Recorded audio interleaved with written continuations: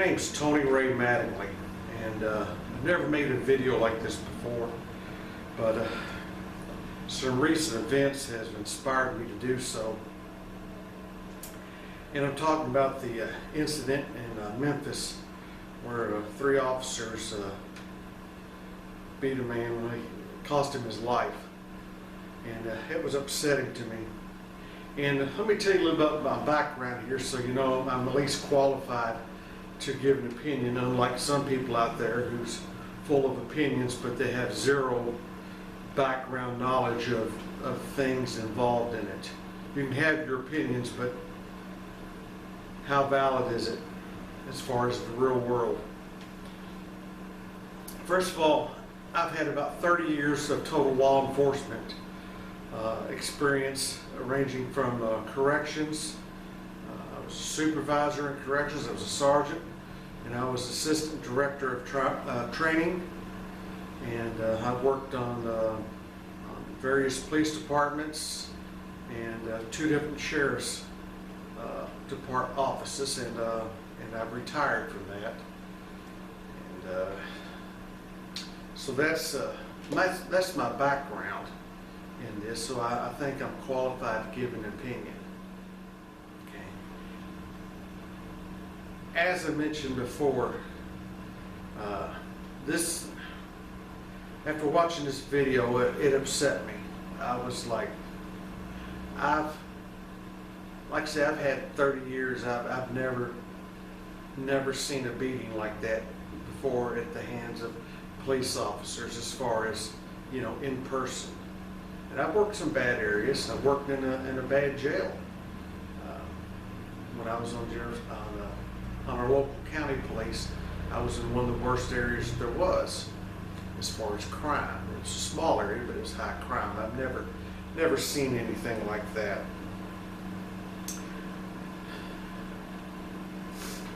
That video, especially, I feel for their family. I feel for that kid's mother. And he's a grown man crying out to his mother, and I'm sure she's always going to be hearing that for the rest of her life, and you'll never be able to get that out of her mind. That incident was totally uncalled for. Right from the go. Right from when they got him out of the car and how they got him out of the car. I don't know what happened prior to that, but it doesn't matter. It all started right there. Watching that video, all of them been charged with pretty much the same thing.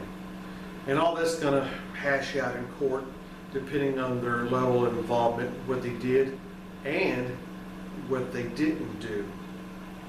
Tell you one thing, a couple of them better be happy that they was pepper sprayed by their fellow officer and they had to walk away. That lessened their involvement and maybe prevented them from doing things in addition to what they've already done that they shouldn't be doing. So that might have saved them a couple of years of their life in prison. But one thing, none of them said, that's enough, stop.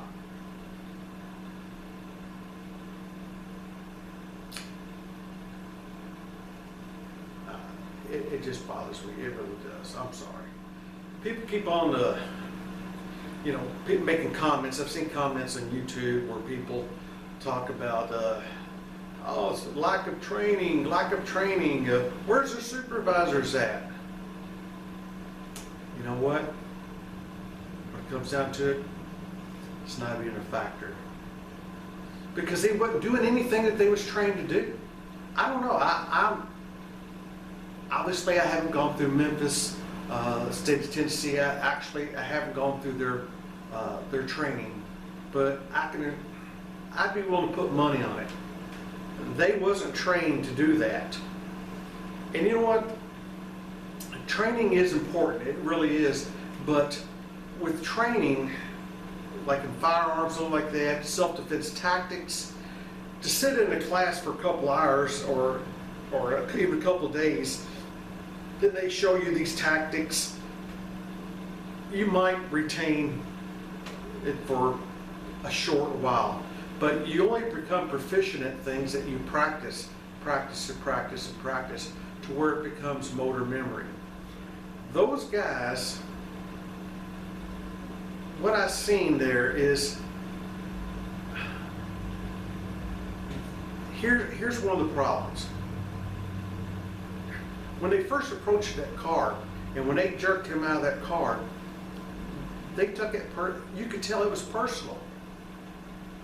They really didn't put much effort into handcuffing him and controlling him. It was pretty much a beat down right from the beginning. So that has nothing to do with training. And I'll get further into that a little bit later on as far as their training.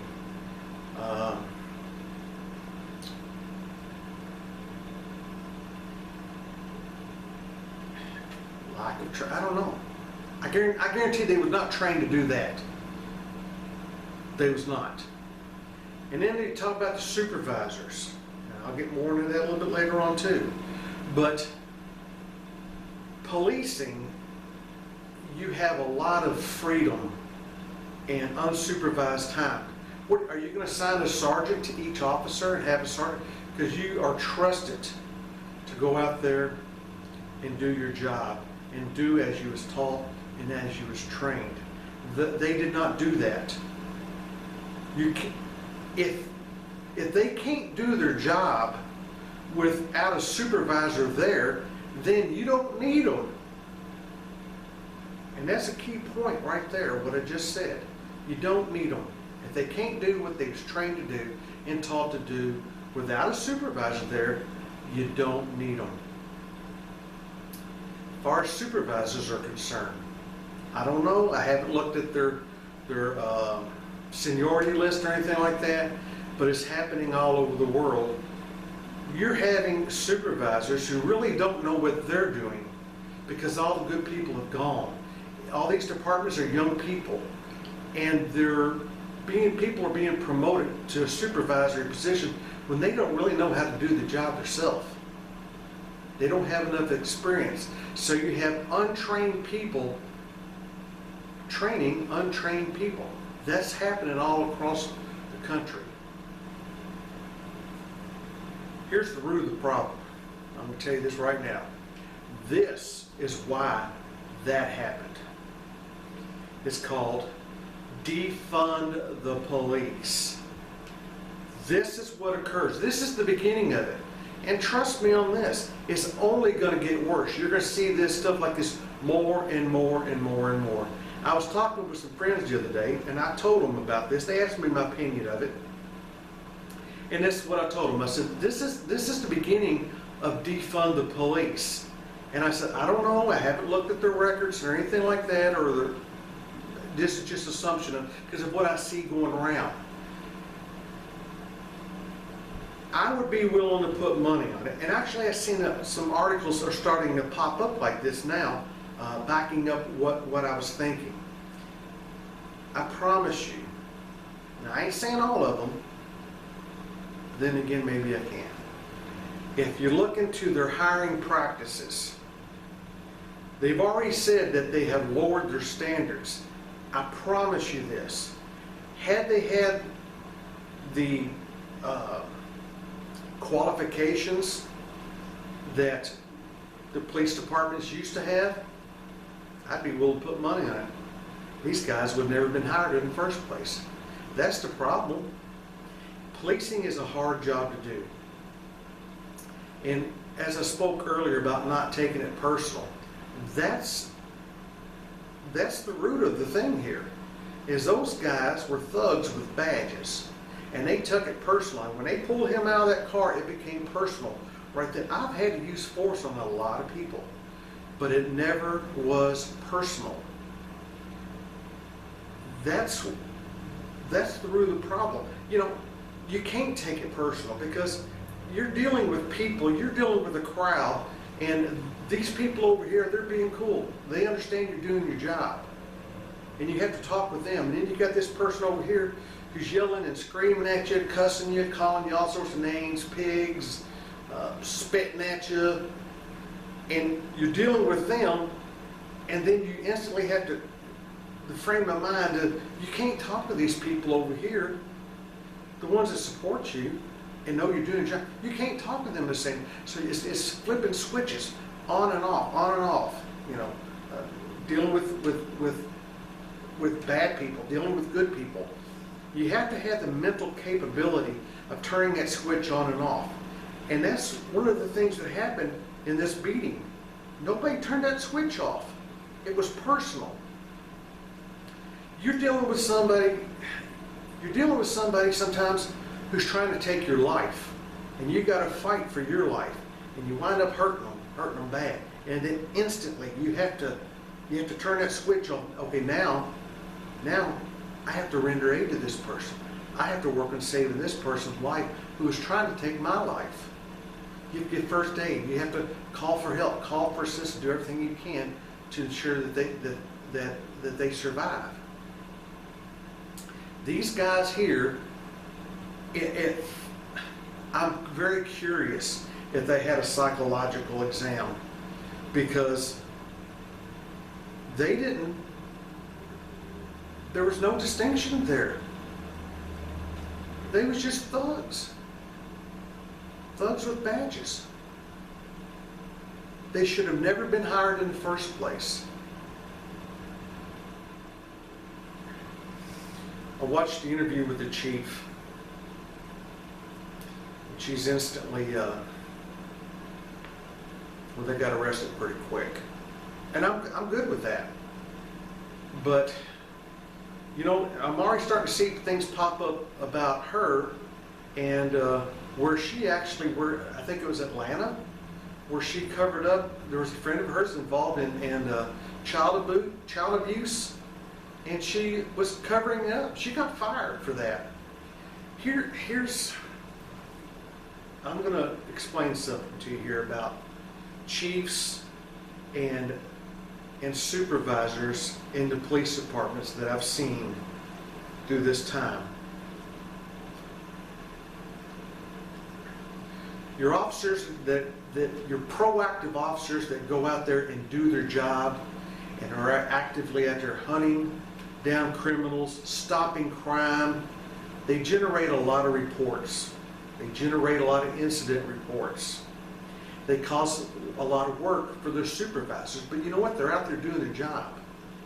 And you have, you know, Johnny Officer here who's doing his job, and then you have Billy over there who comes on duty and he goes and hides and only answers the radio and answers the calls that he's given.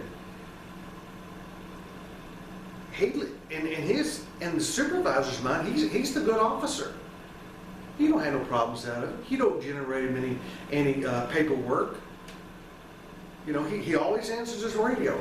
The other officer, he's all the time out there doing something, and he's tied up in this, and then runs get backed up, and then I have to get up, the supervisor. But actually, he's the one doing his job and doing it well. So when it comes time for promotions and people take them sergeant exams, you know, Officer Johnny on the spot that does his job and Billy over here, they both apply for the sergeant's exam, and then all the captains and stuff, they get around and talk and they go, hey, Billy over here, good officer, never no problems with him. Billy gets promoted. Then Billy is supervisor over Johnny. And then the upper command, they don't have to deal with Johnny, the one that's doing his job and causing them paperwork and all that stuff. And the one that might question authority, like, why are we doing that? That's kind of dumb. It doesn't serve a purpose on what we're like directed patrols. You know, you drive around, you don't even stop and get a look at a place. You go like, hey, directed patrol, on the scene, you know, check me off, I did my directed patrol. That's stupid. It accomplishes nothing. Johnny might say that's stupid, but he's bucking the system. He's a troublemaker, so he don't get promoted. he gets promoted over here. They use the weak-minded people who are not really truly supervisors to control the true leaders. That's what happens. And they work themselves all the way up through the ranks. You know, they get involved in the public information, the community policing. We call them brown nosers. That's simple in fact. And they work it all the way up. And then you have mayors and stuff. Who do you think that they choose for mayors? They're not going to want to. They don't choose chiefs that are considered the troublemaker. They're like, oh my God, if I make this man chief, he's going to be out there locking them. That department's out there going to be locking everybody up. Even though they're criminals, even though they need to be locked up. Mayor don't want that. Mayor only wants to deal with happy things. Bike lanes, entertainment districts. You don't have to deal with that policing stuff.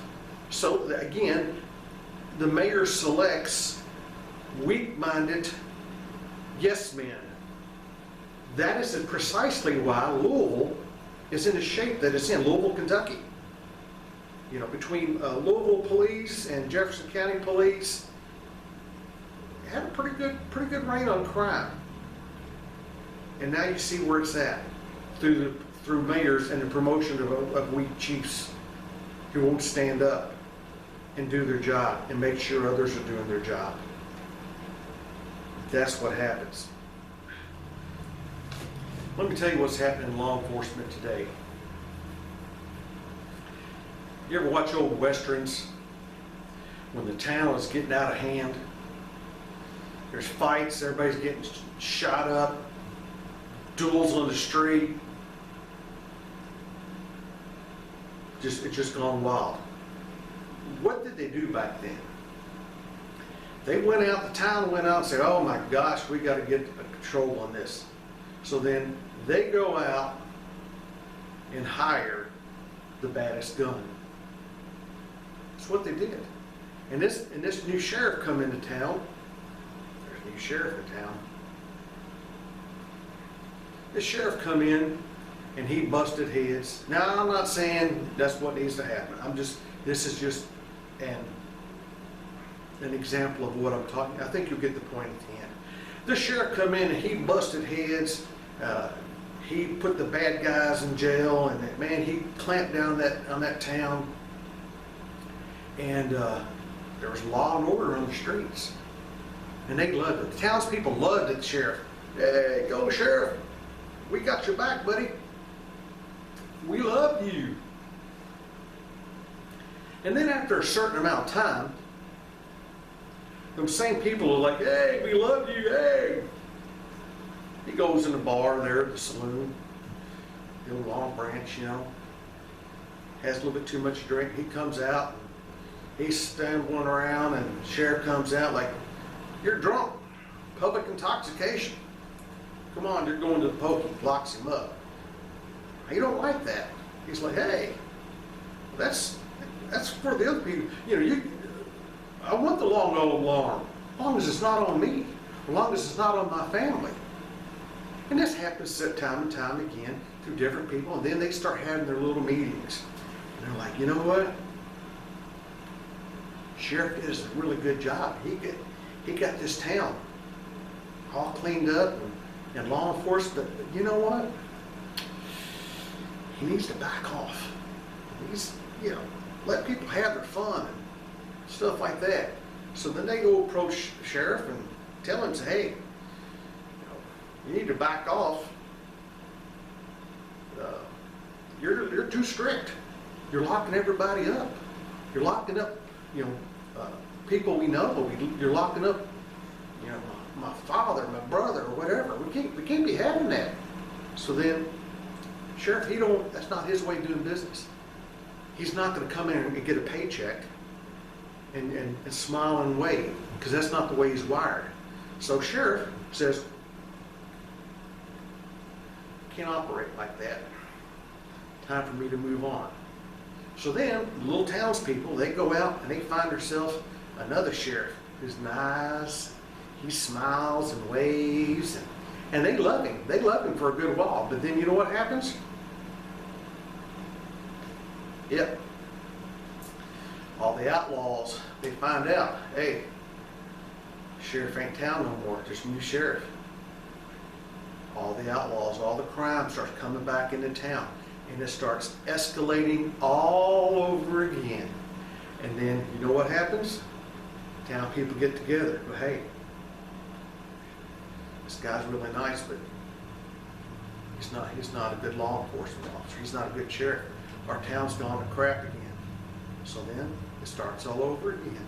They fire him and they go out and find a hired gun to get the town back in order.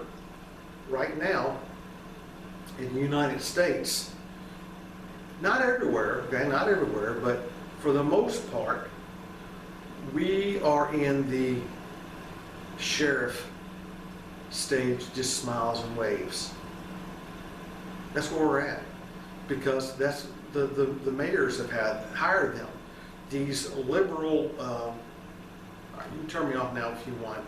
You know, you think I'm politically biased, Democrat, Republican, conservative. If you want to turn me off, that's fine. But you know what? I'm telling the truth. We are in this thing where this state, this evolution, or this circle of the nice sheriff who has let the town run out of control. And I'm sorry, but I don't know how it's ever going to get back. Because people nowadays have the ability to move and get away. They don't like the crime, they pack up and move. We have mobility, we have cars, we have planes. We can move. It ain't like it was back then. It was a big task to move somewhere. So you have check out the population of California. How many people California's population has decreased a lot. And who's staying? The ones that want the nice sheriff, the one that smiles and waves. So there's not enough people there to realize the fact that they need to bring in the mean sheriff to get things back in place. That's what we're dealing with in Louisville right now. Conservatives, people that don't want to get carjacked and all that stuff, they've moved out of Louisville. Louisville will probably always vote Democratic and liberal from now on out. So there will not be a mayor that is conservative or tough on law enforcement to hire a chief to do the job. And unfortunately, you know, it's the same way with, we're not seeing it so much yet as of now, but there is in some places. But with sheriffs, it's going to be the same way as sheriffs as mayors. People are going to vote in the nice sheriff, the sheriff that smiles and waves. He's going to teach all his deputies. Just answer the radio, just smile and wave. We don't want no trouble. And all this crime that we're seeing is the result of that. The officers with badges that are thugs, they don't deserve the name, they don't deserve the title officer. They're thugs with badges. And they hire them because that's all they can get to fill these positions. People that can do the job and have the mentality to do the job, smart to do the job, that's it. They're smart enough to know, why would I want to get involved in that? Why would I want to get into a situation to where people that had no idea what I'm going through or what I was facing decide my fate and want to drop me like a hot potato, turn me over to the prosecutor as a sacrificial lamb? Who would want to do that? Here in Louisville, you know, we had it nice. In the state of Kentucky, we had it nice. We had 20 and out retirement. You know, so that attracted good people because, you know, I can work 20 years and retire, and then maybe go on and do something else a little bit safer. But, and you get people there like, I can do 20 years. But now there's no difference, because the lawmakers in the state of Kentucky were thieves. They stole from our retirement system. Our retirement system was gone. They got rid of it because they can't afford to fund it. We was paying our part as officers. The state, the county, local state, county was paying their part into our retirement. It went to the state, and this happened some years back, and it was well funded.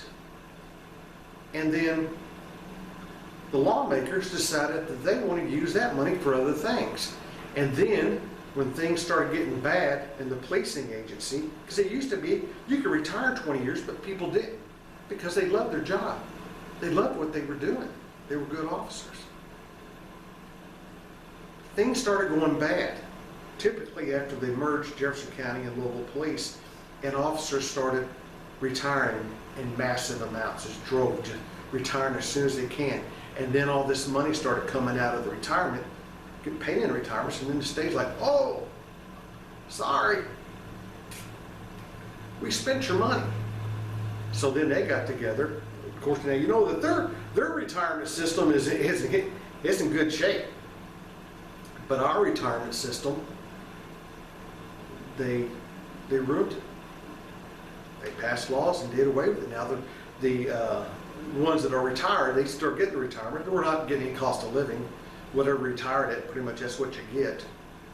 We don't get no cost of living, but we're still getting it. And they're just, truthfully, what they're waiting for, they're waiting for us all to die off. That's pretty much it. So that's why things like this happen. Defund the police. Nobody wants to work, and they have to lower their standards to get somebody to do the job. And when you do that, exactly what happened in Memphis occurred, and it's only going to get worse.